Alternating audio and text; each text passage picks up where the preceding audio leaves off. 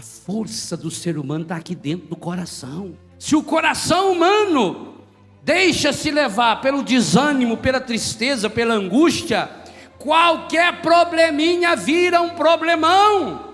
Qualquer coisinha vai derrubando a pessoa. Por que você anda tão desanimado?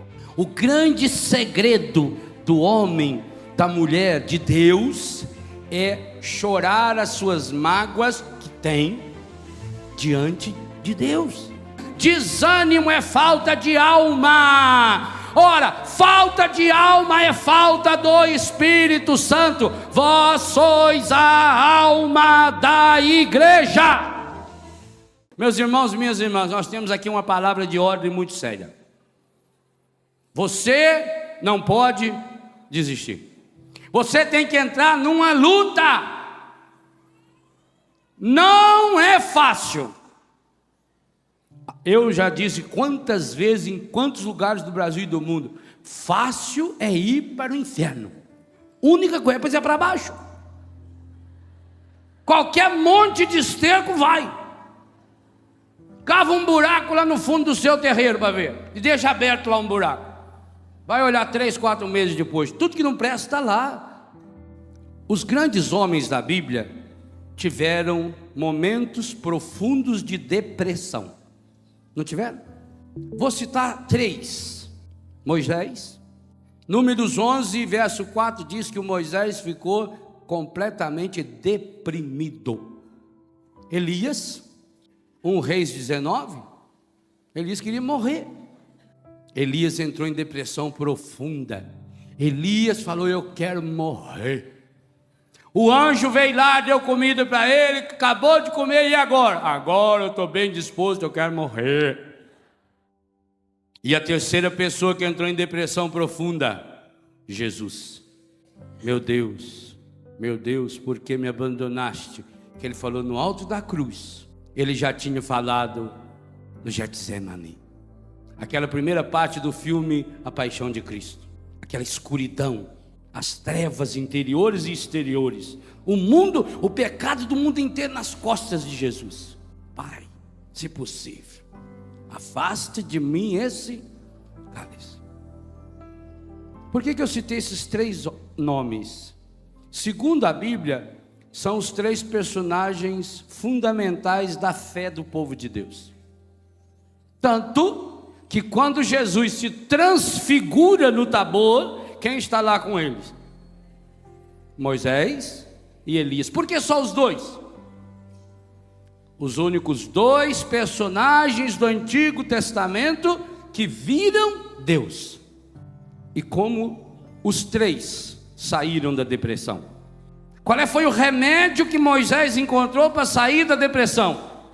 Qual foi o remédio que Elias encontrou para sair da depressão? Qual é o remédio que Jesus usou para sair da depressão? Todos eles têm algo em comum, e não é só pura e simplesmente a oração. Porque os 3 em depressão também rezaram. Moisés deprimido rezou: meu Deus, me leva daqui, não aguento mais. Estava rezando. Elias em depressão também rezou: quero morrer. Jesus deprimido também rezou: Pai, se possível, afasta de mim esse cálice. Mas nenhum dos 3 foram ouvidos, porque não adiantava Deus falar, porque o problema não estava fora deles, o problema estava dentro. Por que eu estou em cima desse palco? Que eu sou mais bonito? Para que vocês possam me enxergar. É algo que Deus ensina na Bíblia do princípio ao fim. Você tem que sair desse buraco onde você se encontra e ir para, volta à missa de ontem, ir para a intimidade de Deus. Por isso, em que lugar Jesus entrou em depressão profunda? No Monte das Oliveiras. Não foi no buraco, no vale, qualquer que seja aqueles vales que tinham lá. Elias, como é que saiu da depressão? Subiu para o Monte Horebe e tentou descobrir Deus na agitação? Não. No terremoto? Não. Mas quando Elias silenciou seu coração, então naquela brisa suave, falta-nos essa intimidade. O grande segredo do homem, da mulher, de Deus, é chorar as suas mágoas que tem diante de Deus. E para se encontrar com Deus não adianta cavar buraco. Para se encontrar com Deus você tem que afastar a tristeza do coração. Se eu não posso ir para o buraco, muito menos carregar o buraco dentro de mim. Moisés teve que reescrever a lei. Moisés teve que fazer outro jejum maior ainda. Aliás, o maior jejum que a Bíblia ensina foi de Moisés. Jesus ficou 40 dias jejuando. Moisés, um velho de 80 anos de idade, ficou 80 dias jejuando. Qual é a marca registrada de Moisés? Qual é a palavra que devia escrever no túmulo de Moisés se um dia encontrasse esse túmulo que não sabe onde está? Ele não desistiu. Essa tinha que ser a grande frase dos homens da Bíblia. Qual é a frase que deveria ser escrita no túmulo de Abraão? Ele não desistiu. Qual é a frase que deveria ser escrita no túmulo, só para lembrar a dormição, porque ela está viva no céu, de Maria Santíssima? Ela não desistiu. E você deveria pedir a Deus essa graça, que escrevesse no seu túmulo: ela não desistiu. Não desista, mas não desistir em Deus, porque talvez teria que acrescentar embaixo dessa frase: ele não desistiu de pertencer a Deus. Eu não vou desistir das coisas de Deus. Para não desistir das coisas de Deus, eu preciso subir a montanha. O que significa subir a montanha, meu irmão? Do buraco a gente não vê nada. Você tem que sair. Você precisa dos olhos de alguém. Eu ontem falei muito do poeta e do profeta, que enxergam além do óbvio. Você precisa de que alguém lhe empreste os olhos. Rubem Alves conta uma história interessantíssima, real. Havia um amigo de Olavo Bilac, o grande poeta, que queria ou precisava vender um sítio.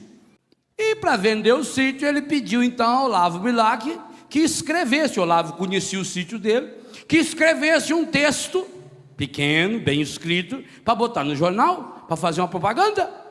Então Olavo Bilac escreveu como poeta: vende-se um lugar maravilhoso, um pedaço do céu. Aqui você poderá ouvir o canto maravilhoso dos pássaros, sentir o perfume das flores, as águas cristalinas que cantam a imensidão de Deus. E foi escrevendo, né, 6, 7 linhas, e mandou para o amigo. Passado um tempo se encontraram, Olavo falou: e aí, vendeu o sítio? Falou: vendi não. Mas você não recebeu o texto que eu mandei? Recebi. Uai, então. Depois que eu li aquilo do sítio, eu fiquei tão apaixonado no sítio. Eu não sabia que o sítio era tão bonito. Não vou vender um negócio desse não, hein? Sabe que às vezes você precisa dos olhos dos outros para você se enxergar em Deus. Então, pelo amor de Deus, Nossa Senhora do Perpétuo Socorro, Nossa Senhora Aparecida, Nossa Senhora não sei quantas vezes admirável, Nossa Senhora que desata o nó, não pegue emprestado os olhos do encardido.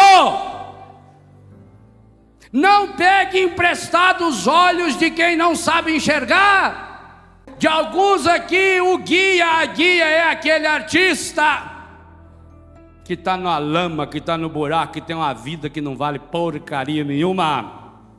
O enredo da vida de muitos aqui é a última novela que fez sucesso no tal canal. A trilha sonora da vida de muitos aqui é aquela música que só fala do que não presta e que fica cantando o dia inteiro na cabeça, o dia inteiro. Está lavando roupa e está cantando aquela musiquinha que não vale nada. E depois fala assim: não sei, padre, não sei por que as coisas não têm essa vida, gente, né? A gente luta tanto, padre. Por que, padre? Por que será que eu não sei? Porque você está se alimentando do que não presta. Coloque um combustível estragado no melhor automóvel do mundo. Por que às vezes esses ricos aí importam esses carros que pagam uma fortuna? Aí chega no posto de gasolina nosso, que a metade é água, o resto é querosene, garapa, xixi, junta tudo, mistura.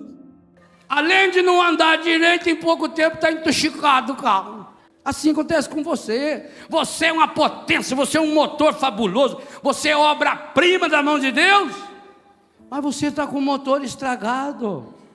Aí, meu filho, qualquer coisinha vira um peso.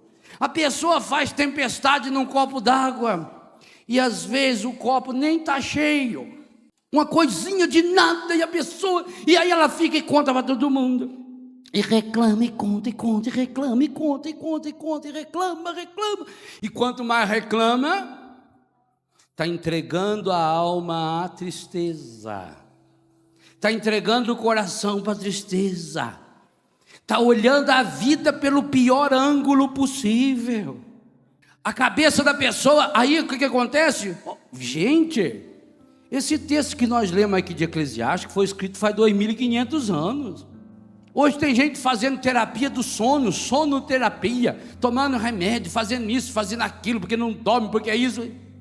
Aí a causa dessa agitação, dessa agonia. A pessoa está carregando dentro de si uma bomba.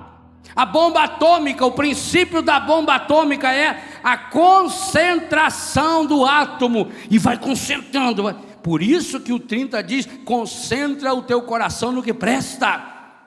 Que uma coisa concentrada. Um vidro de massa de tomate, ali dentro ele tem uns 30 tomates. Para caber lá dentro, foi concentrado, foi pisoteado. Então você vai concentrando o que não presta dentro de você.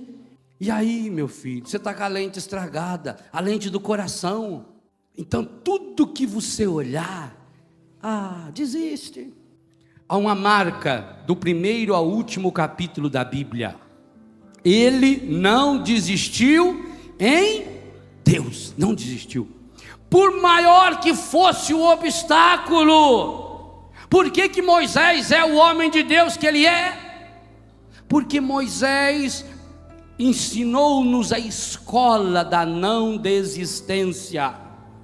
Ele depõe do trono os poderosos e eleva os humildes, mas os humildes que grudam em Deus. E Jesus deixou muito claro em Mateus 11, 28 seguintes, que humildade é uma qualidade do coração. Aprendei de mim. Aprendei de mim significa, olha o que eu estou fazendo, e põe em prática na sua vida, e põe em prática na sua história. Sabe por que muitas vezes Deus não escuta a nossa oração? Porque a nossa oração não é inspirada pelo Espírito Santo, ela é inspirada pelo encardido. Quando você pede, oh meu Deus, me ajude que não tenha esse obstáculo, Deus não escuta. Quando a gente pede para Deus tirar os problemas da nossa vida, Ele não nos escuta. Porque uma pipa sobe é contra o vento, não é a favor do vento. Não desista. Como é importante uma mãe que fala para o filho, não desista. Leia em 2 Macabeus, capítulo 7 inteirinho. A mãe dos 7 filhos, diante do rei. E a única coisa que queria é que aqueles filhos comessem carne de porco, que aqueles filhos negassem Deus. E ela falava, e o autor sagrado diz assim, ela com a sua alma varonil, quer dizer, aquela mulher de fibra, uma mulher de alma varonil. Esse adjetivo da alma da mãe dos 7 filhos, está lá em 2 Macabeus 7, é o mesmo adjetivo que Moisés fala para Josué. Ser forte, ser corajoso, varonil, não desista. Problemas existem? Claro, mas os problemas existem para você superá-los, para você ficar mais forte.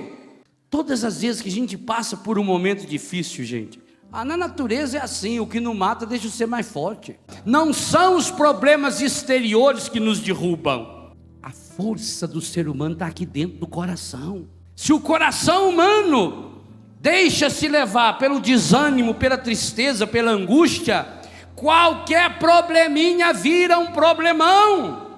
Qualquer coisinha vai derrubando a pessoa.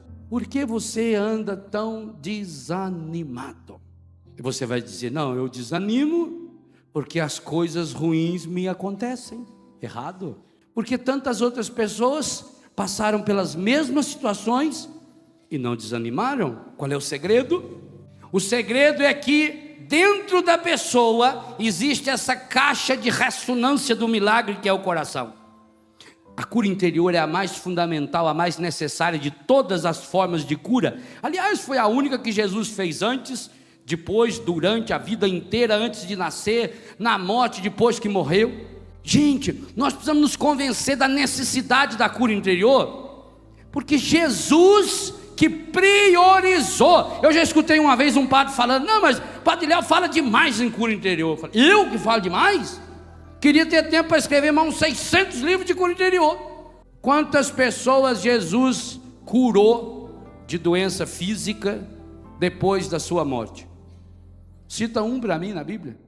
Jesus ressuscitado não curou nenhum doente, nenhum paralítico, nenhum cego. Mas cura espiritual, quantas pessoas Jesus ressuscitado converteu diretamente ele? Nenhum. Não era a hora dele ressuscitado aparecer para Pilatos, para Herodes? Vocês vão ver. Feito Zé do Caixão, à meia-noite virei buscar a sua alma. Na hora que tivesse lá o sinédrio reunido, Jesus começava a fazer um barulhinho assim com a unha no teto. Aquele sacerdote começava a olhar. Aí Jesus mexia seu pé, enfiava só o pezinho. Eu lhes perdoo. Jesus não fez. Mas levantou cedinho, não sei se ressuscitado dorme, e foi lá na beira da praia curar Pedro, Tiago, João, Tomé, Bartolomeu e mais 2 que estavam pescando.